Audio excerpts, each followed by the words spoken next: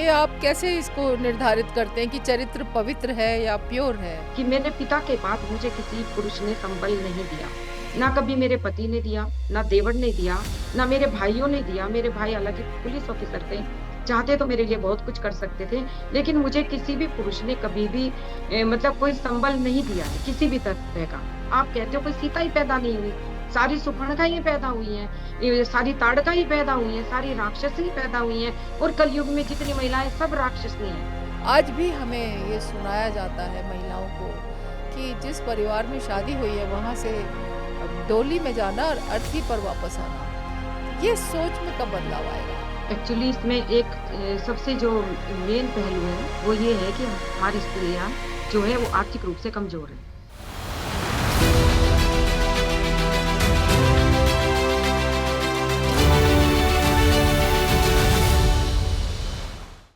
नमस्कार। डायलॉगस के सामाजिक विमर्श कार्यक्रम में आपका स्वागत है। मैं आपके साथ हूँ प्रीता हरित। आज हमारे प्रोग्राम के गेस्ट के जीवन के अनुभव और संघर्ष को हम जानेंगे। उनसे महिला अधिकार, सामाजिक चेतना और बदलाव पर बात करेंगे। आज हमारे साथ जुड़ी हैं एक ऐसी शख्सियत जिनका जीवन सिर्फ व्यक्तिगत संघर्ष की कहानी नहीं है, बल्कि वो खुद हजारों महिलाओं के लिए हिम्मत, प्रतिरोध और आत्मसम्मान की मिसाल बन चुकी हैं। आज हमारे बीच हैं डॉक्टर विजया सिंह जी। डॉक्टर विजया सिंह ने एमए किया है इकोनॉमिक्स में, शिक्षा शास्त्र में और हिंदी में भी। साथ ही एमएड भी किया है, बीएड और विशिष्ट बीटीसी, पीएचडी भी किया है शिक्षा शास्त्र में। इतनी सारी शिक्षक योग्यताएं उन्होंने प्राप्त की हैं। आप अलवर के शिक्षक प्रशिक्षण महाविद्यालय में प्रिंसिपल के रूप में भी कार्यरत रही हैं और अलग अलग संस्थानों में आपका लगभग 15 सालों का अध्यापन का अनुभव है। बहुत पढ़ाया भी है आपने। आपने लोकतांत्रिक भागीदारी के माध्यम से सामाजिक बदलाव लाने की दिशा में 2021 में भुसावर भरतपुर से पंचायत समिति सदस्य का चुनाव भी लड़ा है। आप 2020 से महिलाओं के सशक्तिकरण, जागरूकता और न्याय के लिए लगातार काम कर रही हैं। फिलहाल आप विजया महिला शक्ति फाउंडेशन की डायरेक्टर हैं और महिलाओं को जागरूक कर रही हैं। आपने फ्री कानूनी सहायता, घरेलू हिंसा से मुक्ति, मानसिक और सामाजिक संबल और आत्मनिर्भरता की दिशा देने का काम किया है। सोशल मीडिया पर आपके लेख, वीडियो और जन जागरण अभियान हजारों महिलाओं तक पहुंच चुके हैं। डॉक्टर विजया सिंह जी, नमस्कार। डायलॉगस पर आपका स्वागत है। जी, नमस्कार। विजया जी, आप एक टीचर रही हैं, आप एक सोशल वर्कर हैं, आप एक संघर्षशील महिला हैं और सबसे बढ़कर आप एक स्त्री चेतना की, जो ह्यूमन डिग्निटी है इन औरतों की, उसकी एक सशक्त आवाज़ बनी हुई है। आपको ये सब करने की प्रेरणा कहाँ से मिली डॉक्टर विजया? देखिए मैम, जब भी खोज होती है इंसान की, तो वो अपने आप से ही शुरू होती है। जब हमें जिस चीज़ की आवश्यकता होती है, उसी के ऊपर हम वर्क करते हैं। मैं एक स्त्री होने के नाते जो मैंने स्त्री जीवन में कठिनाइयाँ झेली हैं और जो मैंने महसूस किया है, उसी को लेकर के मैं समाज में उपस्थित हुई हूँ और मैंने उन्हीं समस्याओं के ऊपर सदैव अपने बात को रखा है और समाज को चेताया है। स्त्रियों के विषय में आज तक ना किसी ने लिखा है, ना किसी ने स्त्रियों के पक्ष को जानने की कोशिश की है। मैंने चूँकि खुद एक स्त्री होकर के मैं उस पक्ष को समझती हूँ और गहराई से मैंने उसका अध्ययन किया है और खुद झेला। तो इसलिए मैं जो भी लिखती हूँ, वही लिखती हूँ जो मेरे जीवन में घटित हुआ है, इसीलिए वो स्त्रियों को पसंद आता है। क्या आप हमारे दर्शकों के साथ शेयर कर सकती हैं अपने जीवन में जो कुछ घटित हुआ है, कुछ बताना चाहेंगी हमारे दर्शकों को? जी, बिल्कुल, मैं बताना चाहूँगी और आपने मुझे ये प्लेटफ़ॉर्म दिया मेरी बात रखने का, उसके लिए सबसे पहले आपका बहुत-बहुत शुक्रिया, धन्यवाद। हम स्त्रियों को क्या होता है सभी जगह जब भी हम अपनी आवाज़ उठाती हैं, सबसे पहले स्त्रियों को एक शब्द पुरुषों की तरफ से जो मिलता है, वो मिलता है चरित्रहीन। चाहे हम पढ़े-लिखे हों, चाहे हम अनपढ़ हों या हम समाज सेविका हों, महिला कोई भी हो, जब भी वो अन्याय के विरुद्ध, पुरुषों के विरुद्ध, समाज के विरुद्ध, इनकी कुरीतियों के विरुद्ध आवाज़ उठाती है, तो हमेशा उसे चरित्रहीन कह के चुप कराया जाता है। मैंने इसके ऊपर ही वर्क किया है और समाज के इन प्रहारों को मैंने सहन किया है और निर्भीक होकर मैंने स्वयं को घोषित किया कि ठीक है, आप मुझे चाहे जो कहें, मैं वही करूँगी और वही महिलाओं को सिखाऊँगी कि हम इस चरित्रहीन शब्द से ऊपर आगे बढ़ें और महिलाओं के विषय में हम अच्छा सोचें, और हम ये सोचें कि वो कहीं पीड़ित हैं, उनका भी कोई दर्द है, उनकी भी कोई तकलीफ है, उसे समाज समझने की कोशिश करें। तो आपने अपने ऊपर इस लगे इस लांछन को या इस जजमेंट को, चरित्रहीन को कैसे टैकल किया, कैसे हैंडल किया आपने? एक्चुअली मेरे ऊपर सामाजिक रूप से तो कभी चरित्रहीन जैसा कोई शब्द लगा ही नहीं है, या जी। मेरे पति ने कभी कोशिश भी करी। तो चूंकि मेरा सामाजिक स्तर इतना ऊंचा था और मैं इतने बड़े पद पर भी थी, तो दूसरे मेरा जो व्यवहार था, वो जो मैं एक सामाजिक महिला रही हूँ कॉलेज में भी, और जहां मैं रहती हूँ वहां भी। मेरी एक आदत है, बचपन से ही मेरे पिता ने मुझे काफी बोल्ड परिस्थितियां दी हैं। उन्होंने मुझे सारे काम मुझे खुद स्वयं करने के लिए प्रेरित किया है। तो मैं इन सब चीजों से बहुत ऊपर थी कि कोई मेरे चरित्र के ऊपर कटाक्ष करे। दूसरे, मैंने अपने चरित्र को इतना पवित्र रखा है, प्योर रखा है, कि किसी की हिम्मत ही नहीं पड़ी कभी मुझे ये कहने की कि मेरे चरित्र में कोई दाग है। ये चरित्र को पवित्र रखना या प्योर रखना, ये कौन सी सोच है? ये आप कैसे इसको निर्धारित करते हैं कि चरित्र पवित्र है या प्योर है? और ये दूसरों के दृष्टिकोण से, दूसरों की तरफ से हम अपने चरित्र को प्योर रखें या पवित्र रखें, ये आपकी सोच कहाँ से आई है? मतलब मैं दूसरों के लिए चरित्र को पवित्र रखने की बात नहीं कह रही हूँ। मेरा मतलब ये है कि जब लोग आपके ऊपर आरोप लगाएं, क्योंकि मेरा जो बोल्डनेस है वो ये है, मैं पुरुषों के बीच में बैठ के, समाज के बीच में बैठ के, मैंने कभी किसी से मदद नहीं मांगी है, और ना ही मेरी किसी पुरुष ने मदद की है। और मेरे अंदर जो ये एक तरह से रोष भी है, थोड़ा मैं क्रोधित भी हो जाती हूँ, मेरा रौद्र रूप भी सामने प्रकट हो जाता है समाज के। उसका कारण ये है कि मेरे पिता के बाद मुझे किसी पुरुष ने संबल नहीं दिया। ना कभी मेरे पति ने दिया, ना देवर ने दिया, ना मेरे भाइयों ने दिया। मेरे भाई हालांकि पुलिस ऑफिसर थे, चाहते तो मेरे लिए बहुत कुछ कर सकते थे, लेकिन मुझे किसी भी पुरुष ने कभी भी मतलब कोई संबल नहीं दिया है किसी भी तरह का। विजया जी, विजया जी, पुरुष के संबल की क्या ज़रूरत है, या पुरुष के संबल की ही क्या ज़रूरत है? आपकी ये सोच कहाँ से आई कि पुरुष ने संबल नहीं दिया, किसी पुरुष ने संबल नहीं दिया? आप अपने आप में समर्थ हैं, सक्षम हैं, शिक्षित हैं, पढ़ी लिखी हैं, आपकी पढ़ाई लिखाई, आपकी जो पारिवारिक जो स्थिति है पिता की तरफ से काफ़ी समृद्ध है। फिर उसके बाद आप कह रही हैं मुझे किसी पुरुष ने संबल नहीं दिया। तो क्या आपको लगता है कि आपकी समृद्धि, आपकी शिक्षा, आपकी जो मजबूती है, उसको पुरुष के संबल की ज़रूरत थी क्या? नहीं मैडम, आपने बिल्कुल सही कहा, लेकिन हम महिलाओं के मस्तिष्क में बचपन से ही बिठा दिया जाता है कि जैसे मेरे पति से कोई झगड़ा हो रहा है, तो पति खुद चाहते हैं कि मेरे भाई आकर के बात करें। समाज खुद चाहता है, जब मैं खुद बात करना चाहती हूँ तो मैं नहीं जाती। उस वजह से किसी कोई तो मीडिएटर होगा। अगर दो स्त्री पुरुष आपस में झगड़ा करते हैं, लड़ते हैं, तो या तो वो सीधे थाना कोर्ट कचहरी जाएं, या फिर एक सामाजिक जब लोगों को हम बुलाते हैं, तो उसमें सबसे पहले सवाल होता है, आपका भाई कहाँ है, आपके पिता कहाँ है, आपके बच्चे कहाँ हैं। कभी भी स्त्री को जिसे कहना चाहिए, स्त्री को सफिशिएंट नहीं माना जाता कि स्त्री खड़ी है और वो कह रही है उसकी बात को, ये समाज सच स्वीकार नहीं करता। मैंने इन्हीं बेड़ियों को, जो आप कह रही हैं, उसी को तोड़ने की कोशिश की है। फिर मैंने समाज को दरकिनार करके, अपने भाइयों को दरकिनार करके, अपने परिवार को, रिश्तेदारों को, सबको, और मैं खड़ी हो गई।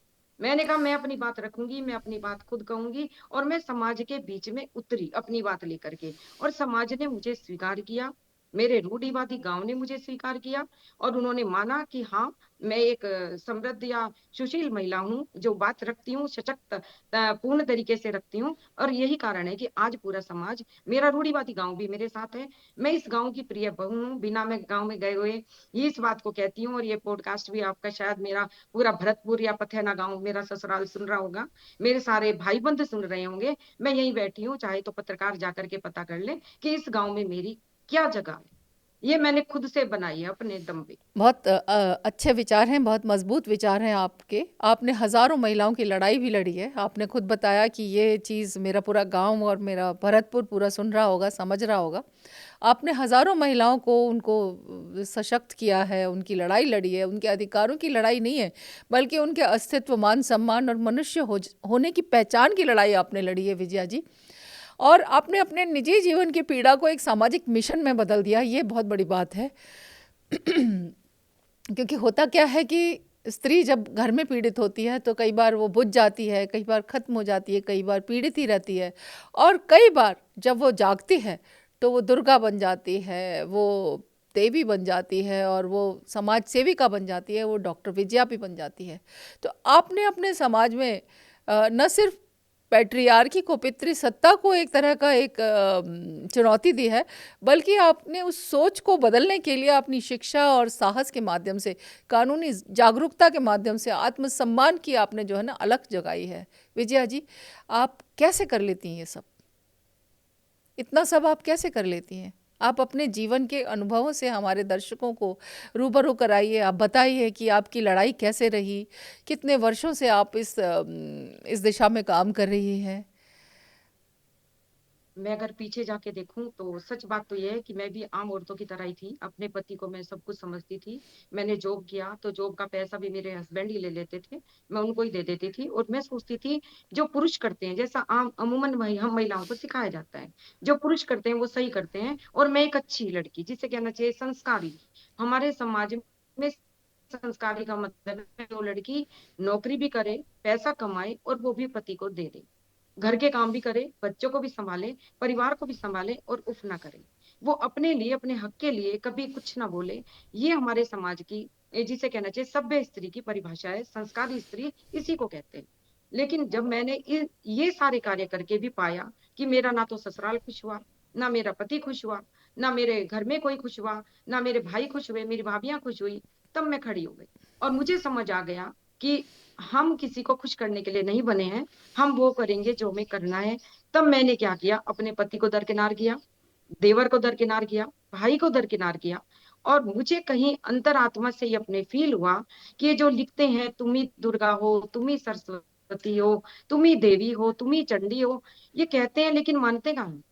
मानते तो कहीं भी नहीं है समाज में। और मैंने इस मानने के पीछे मेरे मस्तिष्क ने कार्य किया, या भगवान ने मुझे इतनी बुद्धि दी कि मुझे लगा कि दुर्गा, सरस्वती, सावित्री और या फिर सीता, आप देखिए पीछे पलट के कि समाज में क्या सदियों से कोई सीता पैदा नहीं हुई, या कोई सावित्री पैदा नहीं हुई, या कोई अच्छी स्त्री, विदुषी स्त्री पैदा नहीं हुई। जहां तक मैं समझती हूँ, आप भी एक आईएएस महिला है, तो मेरे हिसाब से तो जो पढ़ी लिखी महिला है, सभ्य महिला है, अच्छी महिला है, और आप भी राजनीति से जुड़ी हैं, इतना बड़ा आप कार्य कर रही हैं, आप भी महिलाओं के लिए कार्य कर रही हैं, आप तो पुरुषों के लिए भी कर रही हैं, समाज की सेवा कर रही हैं। तो मेरा मतलब ये है कि जो मेरा मानना है, हर वो स्त्री सीता है, हर वो स्त्री दुर्गा है, हर वो स्त्री लक्ष्मी है। जो लक्ष्मी कमाए वो लक्ष्मी, जो लक्ष्मी को घर लेके आए वो लक्ष्मी, जो लक्ष्मी को संभाल के रखे वो लक्ष्मी, और जो अपनी वाणी से लोगों के हृदय में उतर जाए वो सरस्वती। सरस्वती कोई काल्पनिक नहीं होती, वो आप हैं, वो हम हैं। जिन्होंने शिक्षा ली वो सरस्वती, जिनके पास शिक्षा है वही महिला सरस्वती। और मैं इसको चरितार्थ कर रही हूँ। मैंने अपने फेसबुक पेज से ये आगाज किया है कि आपने सदियों से महिलाओं को इतना पीछे डाला है, और उनको डाल करके आप कहते हो कोई सीता ही पैदा नहीं हुई, सारी सुपर्णखा ही पैदा हुई हैं, ये सारी ताड़का ही पैदा हुई हैं, सारी राक्षसी ही पैदा हुई हैं, और कलयुग में जितनी महिलाएं सब राक्षसी हैं। मैं इस बात का देखिए, खंडन करती हूँ। मैं ये कहना चाहती हूँ कि इस समाज में आज भी दुर्गा है, सरस्वती है, लक्ष्मी है, जैसे आप, जैसे मैं, और हर स्त्री। शूर्पणखा और ताड़का, या इस तरह की जो आपने अभी कहा राक्षस स्त्रियां, वे भी स्त्रियां ही हैं, वे भी समाज का ही अंग हैं। उनको भी पुरुषवादी सोच ने, पितृसत्तात्मक सोच ने हमारे सामने एक नकारात्मक रूप में पेश किया, उनका चरित्र हनन किया, उन्हें हीन बताया, उन्हें छोटा बताया, उन्हें जज किया। क्योंकि जज करने वाले कौन हैं? पुरुष है। उनके पैमाने पर फिट होते होते कोई महिला सीता बनती है, कोई महिला अ, शूर्पणखा बनती है। तो मैं समझती हूँ कि आप जो इस समय अपनी आवाज़ बुलंद कर रही हैं, जो महिलाओं के लिए बहुत काम कर रही हैं, बहुत अच्छा काम कर रही हैं, आपकी बातों से समझ में आता है कि आपके हृदय में एक मन में एक कटुता का भाव है, एक थोड़ी कड़वाहट भी है पुरुषों को लेकर के। इसको हम कैसे ठीक करेंगे? कि देखिए, कभी वो बात ठीक है कि जहर का जो इलाज होता है वो जहर से ही होता है, जहर कहते हैं जहर को जहर ही मारता है। पर एक बैलेंस बनाने के लिए किस तरह से हम ऐसा करें, क्या ऐसा हम करें कि अ, हम बजाय कि पुरुषों को हम इस तरह से विरोध करने के, हम उनको साथ लेकर के अपनी ताकत बनाएं। किस तरह से क्या किया जाए, बताइए। एक्चुअली मैं यही चाहती हूँ कि पुरुष हमें समझे, स्त्रियों को समझे। और पुरुष क्या है, समझना नहीं चाहते। ऐसा नहीं है कि मुझसे पहले कोई महिला नहीं आई, किसी महिला ने भारत में आवाज नहीं उठाई। हर महिला अपने अपने स्तर पे आवाज उठाती है, बोलना चाहती है, पुरुषों के बारे में बताना चाहती है, ये असमानता के बारे में बताना चाहती है, जो स्त्री पुरुषों की असमानता है। और मैंने इसकी जड़ पकड़ ली है। मैंने कह दिया पिता ही हमारा जो है असली गुनाहगार है। यदि पिता पुरुष को, बेटे को संपत्ति देता है, तो बेटे को भी संपत्ति दे, उसको भी पढ़ाए, उसको भी लिखाए, उसके पैरों पे खड़ा करे, फिर उसका विवाह करे। और या फिर जो सनातन धर्म में हमारी परंपरा थी कि उनकी मर्जी से उनका विवाह करे। तो लड़कियों की तो स्वतंत्रता है ही नहीं, हमें तो गुलाम बना रखा है। विजया जी, अभी जैसा आपने बताया कि महिलाएं कमज़ोर होती हैं, जब पति मारता है तो एक पल में तो कहती हैं कि मार रहा है, और दूसरे दूसरे पल कहती हैं कि कुछ नहीं हुआ है। तो इस पूरी स्थिति के पीछे उनकी सोशल कंडीशनिंग ही तो काम करती है, पितृसत्तात्मक सोच, जिसमें वो पति के द्वारा जब पिटती हैं तो उसको भी स्वीकार करके चलती हैं कि ये जो पीट रहा है, जो पति या घर का जो भी पुरुष है जो उनको पीट रहा है, तो ये एक नॉर्मल चीज़ है। उसको नॉर्मलाइज करके देखती हैं कि हाँ, ये ऐसा तो औरतों के साथ होता ही है, घर में पति मारता ही है उनको। वो मार खाकर भी रोती नहीं है, आंसू छिपाती हैं, परिवार से, अपने अपने अपने जो माँ की साइड का मायके से आंसू छिपाती हैं, समाज से आंसू छुपाती हैं, और एक ऐसा चेहरा पेश करती हैं समाज के सामने जैसे कि वो एक बहुत ही हैप्पीली मैरिड वुमन हो, बहुत ही अपनी शादी में, अपने परिवार में बहुत सुख से रहती हों। भले ही उनका पति उन्हें रोज़ मारता हो, रोज़ उनके साथ दुर्व्यवहार करता हो, गाली गलौज करता हो, उनका पैसा लूटता हो, उनके रिश्तेदारों को आने ना दे, उनके सपोर्ट सिस्टम को तोड़ता हो, उन्हें किसी से जाने आने पे पाबंदी लगाए, फ़ोन करने पर पाबंदी हो, बावजूद उसके ऐसी महिला परिवार में ऐसा दिखाती है, जैसे समाज में ऐसे दिखाती है, अपने रिश्तेदारों में ऐसे दिखाती है जैसे कुछ हुआ ही ना हो। यही कंडीशनिंग है हमारी महिलाओं की। इस कंडीशनिंग को ही ठीक करना है कि अगर किसी महिला के स्वाभिमान पर चोट होती है, किसी महिला के शरीर पर चोट होती है, किसी महिला की आर्थिक स्थिति को कमज़ोर करने का काम उसका परिवार, उसका अपना परिवार, पति या कोई भी व्यक्ति घर का कर रहा है, तो यही सब डोमेस्टिक वायलेंस के एक डेफिनेशन में आता है, जिसे घरेलू हिंसा कहते हैं। तो घरेलू हिंसा की शिकार है स्त्री, और घरेलू हिंसा को नॉर्मलाइज करके जी रही है, शिक्षित है, समझदार है, घर चलाना जानती है, और अपने जीवन को भी निभाना जानती है, अपने अपनी शादी को भी वो निभाने की कोशिश पूरी करती है। तो ऐसे में आपका बहुत बड़ा एक कर्तव्य बन जाता है, क्योंकि आप खुद भी इन स्थितियों का सामना करके यहाँ तक पहुँची हैं, और आपको अपनी जैसी महिलाओं का दुख दर्द समझ में आता है, तो आपकी बहुत बड़ी जिम्मेदारी बन जाती है कि आप उनकी मदद करें। मैं आपको इसके लिए सैल्यूट करती हूँ कि आप इतनी बड़ी जिम्मेदारी अपने कंधों पे उठा के चल रही हैं। विजया शक्ति फाउंडेशन के माध्यम से आपने हज़ारों लोगों के लिए, हज़ारों महिलाओं के लिए काम किया है, उसके लिए मैं आपका बहुत धन्यवाद भी करती हूँ। एक सच्ची समाज सेवा आप कर रही हैं। एक बात और आप मुझे बता दीजिए कि एक महिला जब शिक्षित होती है, और एक महिला शिक्षित होने के बाद भी पारिवारिक कंडीशनिंग में रहती है कि जिस घर में उसकी डोली गई है शादी के बाद, आज भी हमें ये सुनाया जाता है महिलाओं को कि जिस परिवार में शादी हुई है वहाँ से डोली में जाना और अर्थी पर वापस आना। तो ये सोच में कब बदलाव आएगा, आपको क्या लगता है आगे कैसे ये सोच कैसे बदलेगी? क्योंकि मैं समझती हूँ, आप भी ऐसा ही समझती हैं जो हम समझते हैं, कि सबसे पहले आत्मसम्मान, स्वाभिमान और इंसानियत, और जिसे कहते हैं व्यक्ति की गरिमा, सबसे पहले उसको संवारा जाना चाहिए, उसको संभाला जाना चाहिए। बाकी चीज़ें उसके बाद आती हैं, एक के बाद एक। एक्चुअली इसमें एक सबसे जो मेन पहलू है वो ये है कि हमारी स्त्रियां जो है वो आर्थिक रूप से कमजोर है। और मुझसे जो बातें करती है वो महिला, उन सबका यही कहना है कि दीदी हम समझ गए हैं कि हमारी ससुराल खराब है, हम समझ गए हैं हमारा पति भी सही नहीं है, हम समझ गए हैं कि हम एक दलदल में फंस चुके हैं, अब हम कैसे निकले। तो उनकी एज 40 55 50 इतनी एज है, बच्चे उनके बड़े हो गए हैं, उनके पास व्यवस्था नहीं है पैसे की। आज अगर मैं लिख के देती हूँ, अगर महिलाओं के पास आर्थिक संबल आ जाए, कोई उनकी आर्थिक मदद कर दे, कोई 50 साल की स्त्री को नौकरी दे दे, व्यवसाय दे दे, रोजगार दे दे, तो वो महिला इमीडिएटली अपने घर को छोड़ देगी। और मैं एक चीज और बोलती हूँ, मैंने हजारों महिलाएं, जो पुलिस इंस्पेक्टर थी, जो डॉक्टर थी, जो बड़ी बड़ी पोस्ट पे थी, मुझे सुनकर हैरानी हुई, जो टीचर थी, मैंने उन सबको उनके घरों से निकाल दिया। ये बात सही है कि मैंने पुलिस को उनके बीच में नहीं डाला, लेकिन मैंने उनसे कहा, तुम क्यों मार खाती हो, क्यों पिटती हो, कौन सा समाज, किसका समाज। आप ऐसे पति को छोड़ो, अपने बच्चों को लेकर के उनको पालो और अलग रहो। और मैंने उन्हें सलाह दी कि आप फ्लैट लेकर के रहें, वहां आपको सुरक्षा भी मिलेगी और पैसा आपके पास है। तो जितनी भी सेल्फ डिपेंड लेडीज थी, वो मेरी बातें मान के, बहुत महिलाएं ऐसी हैं जो, एक तो थानेदार ये थी लड़की, खुद पुलिस इंस्पेक्टर होके पिट रही थी, उसके जो ससुर थे वो विधायक थे, वो उसको उनकी जो एफआईआर भी दर्ज नहीं हो रही थी। उन्होंने जब प्रताड़ना की एफआईआर की, तो उन्होंने कहा, ये पुलिस वाली होके उल्टा हमको मारती है, हमें तड़ी देती है कि मैं पुलिस वाली हूँ। तो ये सारी जो बातें हुई, तो मुझे पता चला, तो मैंने उस औरत उन महिला को तुरंत वहां से निकाला और ये कहा, पहले अपनी छोड़ो, पति छोड़ो, वो घर छोड़ो, अपनी बेटी को लेके थाने में रहो। तो ऐसी मैंने बहुत सारी महिलाएं, एक तरह से इसे मैं कहती हूँ आजादी, कि जीने की आजादी, स्वाभिमान की आजादी।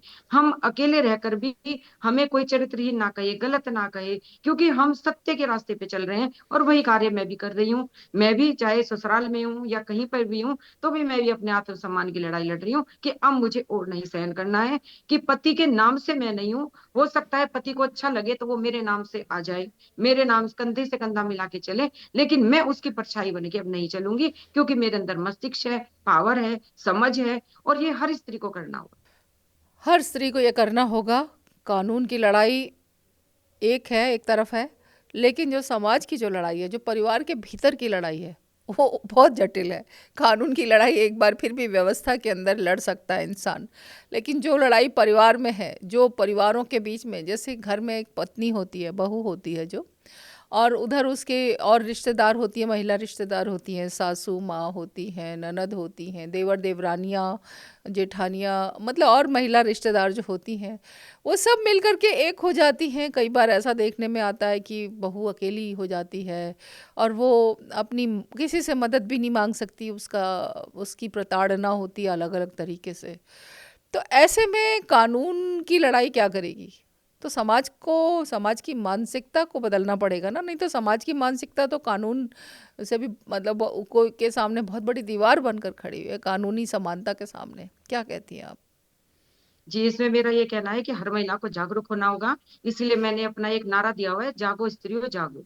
जागो स्त्रियों का मतलब ये है कि तुम गुलाम हो पुरुषों की, तुम बहुत सदियों से कि पुरुष की परछाई बन के, उसकी मार खा करके, किसी भय के कारण उसके साथ उसके घर में आप रह रही हैं, जबकि आपको वहां ना मान मिल रहा है, ना सम्मान मिल रहा है, ना पैसा मिल रहा है। सिर्फ आप उनकी दासी बन के, सिर्फ इसलिए कि ये मेरा पति है, और समाज को झूठा आवरण, जो जो अभी आपने बहुत अच्छा बोला था, कि हम झूठा आवरण वश हम उस घर में उस पति को, उस समाज को, ससुराल को झेलते हैं, सिर्फ किस लिए, समाज के लिए। मैं इसी समाज को जगा रही हूँ।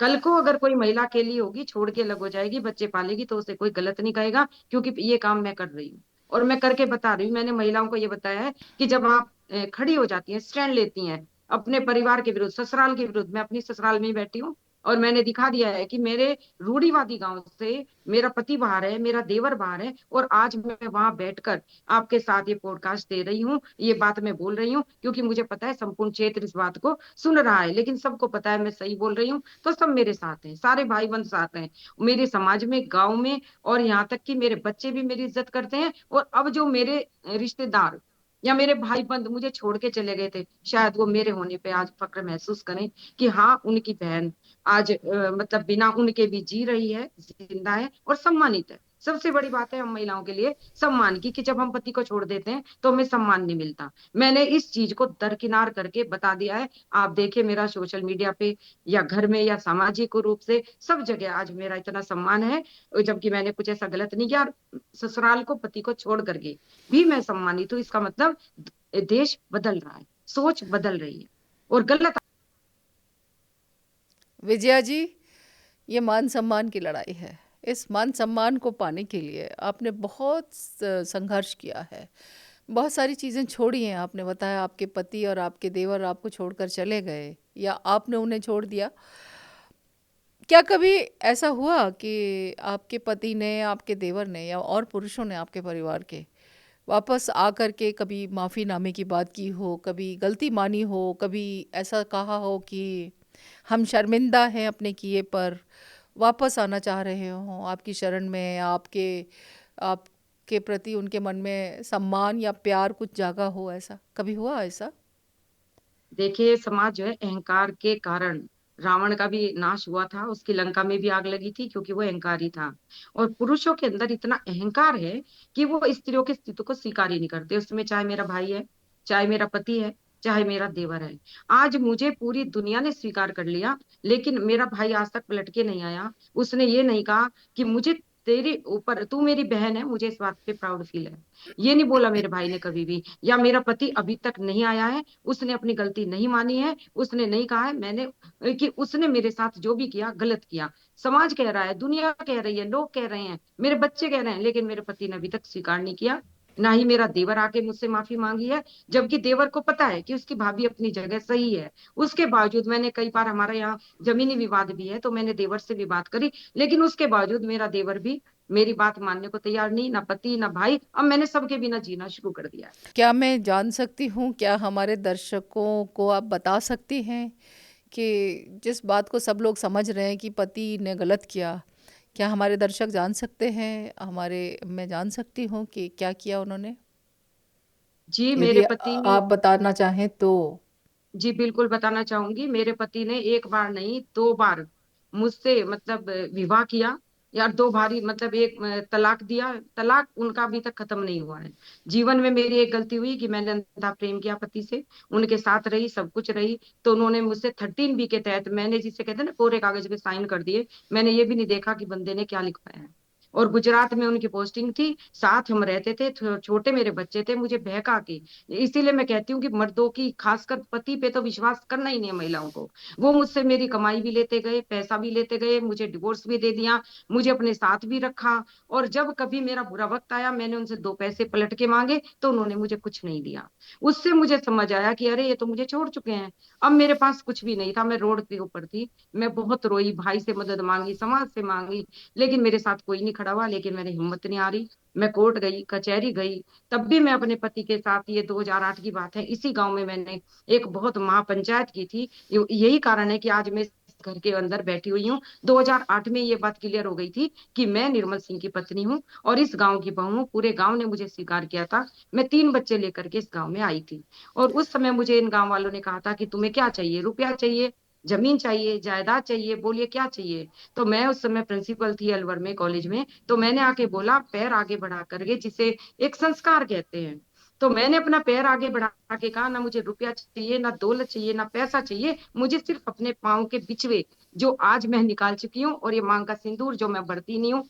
ये दो चीजें मैंने गांव से खड़े होकर के भरी पंचायत में, जिसमें हजारों लोग थे, ये मांगा था। और उसके बाद मेरा जयकारा इसी गांव में, पथेना गांव में लगा। धीरज सिंह बाबा की जय के नारे लगे। ये हमारे इष्ट बाबा है, जो हमारे ही भाई लगते थे, अब वो हमारे इष्ट हो गए हैं, देवता उन्हें हम मानते हैं। उनके जयकारे के साथ मैं घर में प्रवेश करी। मेरी सास भी जिंदा थी, देवर भी था, मेरे पति भी थे। मुझे हजारों लोग मेरे घर में छोड़ के गई ससुराल में।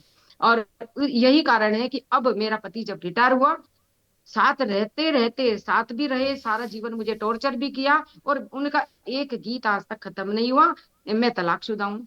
अब बताइए, मेरे बच्चे जवान हो गए इस बंदे के साथ रहते हुए, खाते हुए, घूमते हुए, पार्टी में। भारत का ऐसा कोई बड़ा नेता नहीं है जिसके साथ मेरे या मेरे पति के फोटो नहीं है। और जितने IAS अधिकारी हैं, बड़े बड़े, जितने फौज, मिलिट्री, वो सेंट जेवियर जयपुर से मेरे हस्बैंड पढ़े हुए हैं, और अभी भी वहां के एलएमनी वगैरह में उनको, उन्होंने कोई पद लिया हुआ है। बहुत बड़े आदमी हैं। और जो मेरी लड़ाई है ना, वो इतनी छोटी नहीं है। मैं पूरे भारत के बड़े बड़े नेताओं, बड़े बड़े आदमियों, बड़े बड़े IAS ऑफिसर, उनके विरुद्ध खड़ी, क्योंकि मेरे पति के पीछे जो पावर है ना, वो बहुत बड़ी पावर है। मैं थाने में भी जाती हुई हूँ, तो मेरी FIR दर्ज इतनी आसानी से नहीं होती। लेकिन मैंने हिम्मत नहीं हारी, मैंने देख लिया कि कितना भी बड़ा संघर्ष है मेरा, मैं लड़ूंगी। मैं गांव में आई, मैंने गांव में पंचायत करी, तो मुझे यहाँ सम्मान मिला। और अब वापस मेरे पति जब रिटायर हुए, मुझे फिर तलाकशुदा लिख करके और चले गई। उसके बाद मैं ऑफिस के चक्कर काटती रही, मैं थाने गई, कोर्ट गई, किसी ने मेरा न्याय ही नहीं किया। मैं महिला आयोग भी गई, महिला आयोग में सुनवाई नहीं हुई, कहीं सुनवाई नहीं हुई। कई चैनल वालों ने मुझे जरूर कहा कि हम आपकी स्टोरी, तो मुझे पता था कि आज मेरी स्टोरी छापेंगे, कल मेरे पति की कुछ और छाप देंगे। मैं नहीं गई, तब मैं इस पेज के ऊपर आई, मैंने अपनी आवाज उठाई, और वहीं से मैं अपनी बात सबको प्रूफ विद प्रूफ मैं बोलती गई, कहती गई, लिखती गई, और आज मैं विजया सिंह बन गई। आज मेरा डंका बज रहा है, लोग मेरे नाम से डरते हैं, गांव में भी, शहर में भी, सब जगह। और सबको पता है, कोई मेरे गेट को हाथ भी नहीं लगाता अगर मैं अकेली भी कहीं जाऊं। इसी चीज ने मुझे मजबूत बनाया कि मैं पूरा जीवन टॉर्चर होकर के इस मुकाम पर आई हूँ। और अभी तक भी मेरे पति ने कि मैं तलाकशुदा ही हूँ, जबकि मैं यहाँ पर बैठी हूँ उनके ऑफिस में, उनके कागजों में, लेकिन उस बंदे से कोई पूछने वाला नहीं। कहाँ है वो आईएएस अधिकारी, कहाँ है वो डीजीपी, कहाँ है वो आईजी।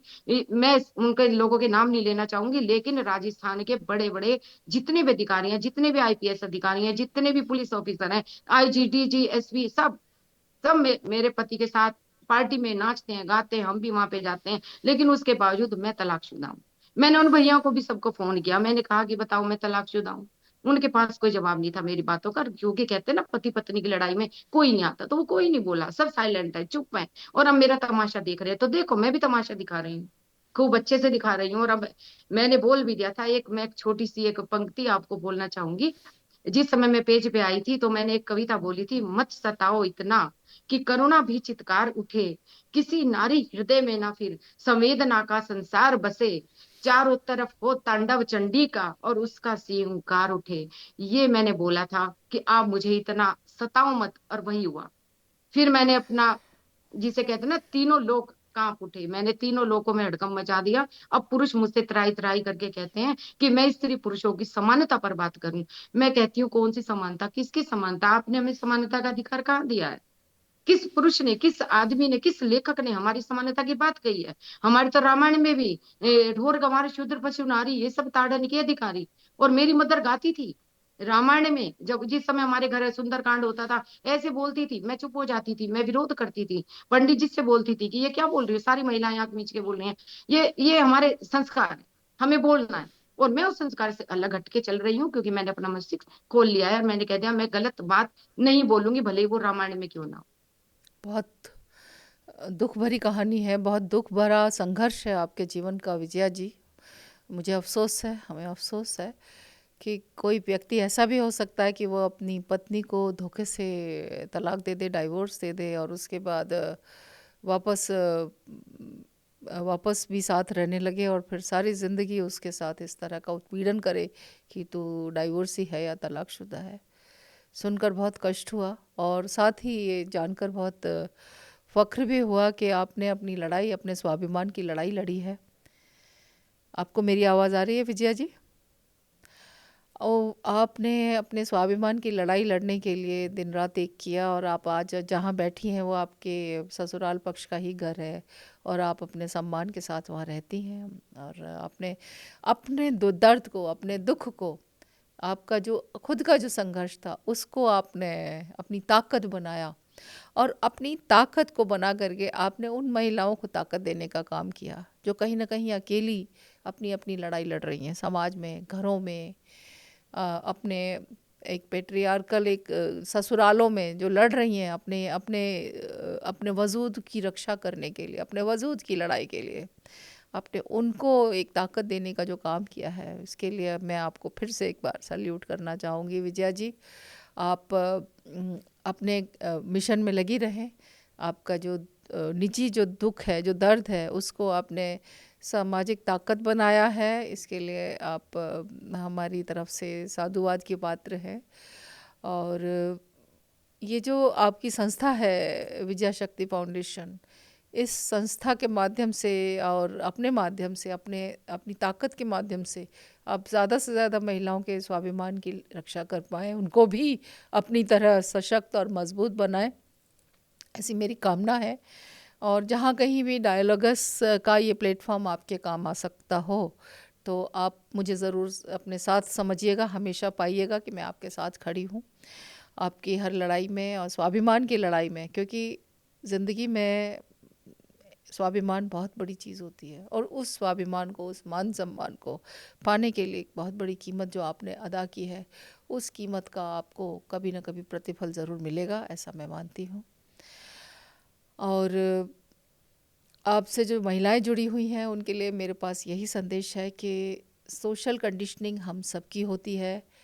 हम सब उस बचपन में उन घरों में उन स्कूलों में पढ़ पढ़ के पहुंची हैं।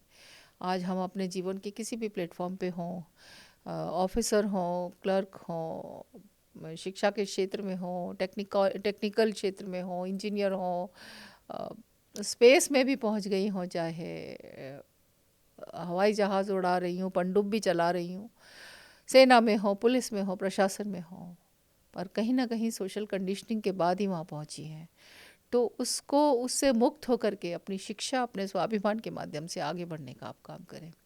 विजया जी, हमारे युवाओं को, खास तौर पे हमारी बच्चियों को, हमारे युवा लड़कियों के लिए आपके पास संदेश है तो दीजिए प्लीज़। बिल्कुल, मैं हर महिला को यही कहना चाहूंगी और युवा पीढ़ी को खासकर कि जब भी विवाह करें तो जब तक अपने पैरों पे नहीं खड़ी हो जाती, भले ही आप छोटा सा रोजगार कर रही हो, जैसे लड़के कमाते हैं बिल्कुल जैसे जब जिस समय आप कमाने लगे तभी आप शादी करें। ये मेरा मेन एजेंडा है। मैं चाहती हूँ कि महिलाएं पहले सशक्त हों, उसके बाद विवाह करें। और अधिकतर क्या करते हैं, महिलाओं को बिना सशक्त किए, बिना उन्हें किसी रोजगार के उनका विवाह कर दिया जाता है, फिर उनको दो बच्चे दे करके छोड़ देते हैं।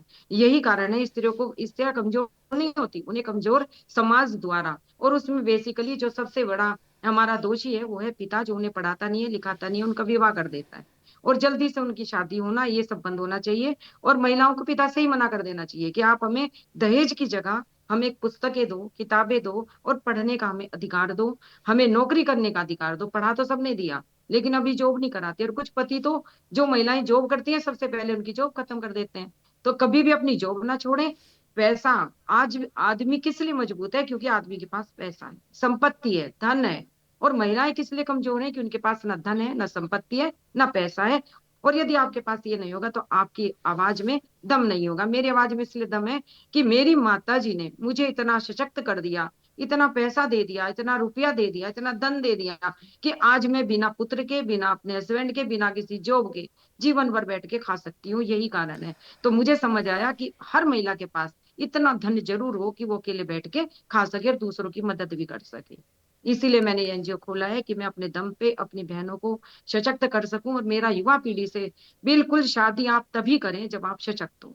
आप, मैं साइट पे गई, मैट्रिमोनियल साइट थी, मैंने मेरे बेटे का वहां पे विज्ञापन दिया हुआ था, तो मैंने देखा वहां पढ़ी लिखी लड़कियां हैं जो टीचिंग कर रही हैं या जिन्होंने इंजीनियरिंग किया है, पर नोट वर्किंग, नोट वर्किंग, हर कोई नोट वर्किंग। अरे भैया, तुम तैयार होके बैठ गई हो कि हमें पिया के घर जाना है और बैठ के खाना है। तो आजकल तो वो पिया जो कमा रही है ना, उनको ही नहीं खाने देते हैं। और दूसरी बात, जब जॉब करें तो अपना पैसा कभी भी पति को ना दे। ये मुख्य बात है। आपके हाथ में पैसा होगा तो आपके पास पावर होगी, पैसा नहीं होगा तो पावर नहीं होगी। कभी भी कोई भी महिला अपने पैसे अपने पति को ना दे, ये मैं भुगत चुकी हूँ। जी विजया जी, सचमुच दुख भरी बातें हैं और इनसे सीख लेनी चाहिए। समाज की युवा लड़कियों को सीख लेनी चाहिए। न सिर्फ युवा लड़कियों को, लड़कों को भी सीख लेनी चाहिए। उन्हें भी समझ में आना चाहिए कि जैसे वो हैं, जैसे वो युवा लड़के हैं, ऐसी युवा लड़कियां भी हैं। या हमारे उम्र के भी जो लोग हैं उन्हें भी समझ आना चाहिए कि जैसे वो इंसान है ऐसे ही उनकी पत्नी भी इंसान है। जैसे वो इस दुनिया सृष्टि में आए हैं ऐसे उनकी पत्नी, या वो भी कभी पैदा हुई थी तो सृष्टि में आई थी। लेकिन जब एक रिश्ते में बंध जाते हैं या एक व्यवस्था के बीच में रहते हैं हम लोग, तो हमारा जो इस दुनिया में आने का जो पर्पस है वो कहीं पीछे रह जाता है, उस पर धूल पड़ जाती है। और उसके बाद आपसी खींचातानी, रस्साकशी, वाद विवाद, विरोध, लड़ाई झगड़े, डाइवोर्स, मार पीट, ये सब चलता रहता है। तो समाज को इन सब चीज़ों से ऊपर उठ करके सबके स्वाभिमान की रक्षा के लिए, मान सम्मान की, ह्यूमन डिग्निटी के लिए, जो कि हमारा मौलिक अधिकार है, उसकी रक्षा के लिए हमें काम करना चाहिए। मुझे उम्मीद है कि आज के हमारे इस डिस्कशन से हमारे चैनल के दर्शकों को एक संदेश पहुंचा होगा। आपके माध्यम से, आपके जीवन के संघर्ष और आपकी प्रेरणा से उनको एक मैसेज ज़रूर मिला होगा। और बहुत सारे घर, बहुत सारे रिश्ते आपके इस संघर्ष को समझकर, जानकर सुधर जाएंगे। समाज और समानता की ओर और बहुत ही सुखद एक व्यवस्था की ओर आगे बढ़ेगा, ऐसा मेरा विश्वास है, ऐसा मैं मानती हूँ। विजया जी, आप चैनल पर आए, आपने समय दिया और आपकी पीड़ा जानकर मुझे भी बहुत कष्ट हुआ, दुख हुआ, और आपके संघर्ष और आपके हौसले को देख करके मेरा भी हौसला बढ़ा और मेरे जैसी और भी महिलाओं का हौसला बढ़ा होगा। आप चैनल पर आए, आपका और आपने समय दिया, आपका बहुत बहुत धन्यवाद। नमस्कार विजया जी, बहुत बहुत धन्यवाद। आपका भी बहुत बहुत धन्यवाद, आपने मुझे यहाँ आमंत्रित किया, आपका भी बहुत बहुत धन्यवाद। राधे। नमस्कार। नमस्कार। आपकी प्रतिक्रिया और कमेंट्स का हमें इंतज़ार रहेगा। हमसे जुड़ने के लिए और सामाजिक मुद्दों पर और एपिसोड देखने के लिए आप अभी डायलॉगस को सब्सक्राइब कीजिए, लाइक और शेयर भी कीजिए। नमस्कार।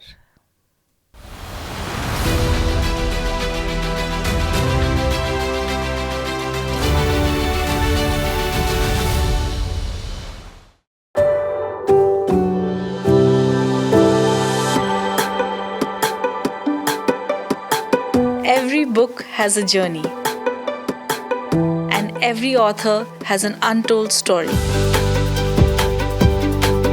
Behind every powerful book lies curiosity, courage, and countless conversations. Discover them all on Books and Banter, a Dialogus Digital original series.